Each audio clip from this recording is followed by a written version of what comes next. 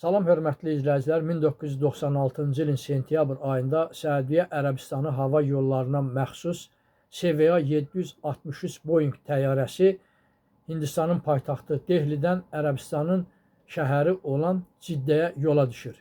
Təyyarədə 289 nəfər sərnişin olur. Bu sərnişinlərin əksəriyyəti Ərəbistana işləməyə gələn hindlilər idi. Həmin gün isə Qazaxıstanın şəhəri olan Çimkənddən Hindistanın paytaxtı Dehliyə İl-76 təyyarəsi istiqamət götürmüşdü. Həmin təyyarədə isə 27 nəfər sərnişin, 10 nəfər isə ekipaj üzvü var idi. Qazaxıstanlı pilotun təcrübəsinin az olması səbəbindən 4109 metr yüksəklikdə həmin təyyarələr arasında məsafə cəmi 3 metr qalır və artıq onlar göydə toqquşmalı olurlar. Hər iki təyyarədə olan sərnişinlərin hamısı həlak olur. Həmin təyyarələrin qalıqları 7 kilometr radiusda məsafədə deməli yayıla bilir.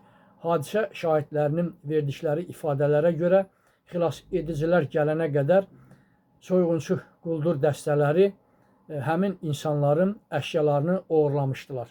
Allah dünyadan keçənlərin hər birinə rəhmət eləsin. Kanalıma abunə olmağı unutmayın.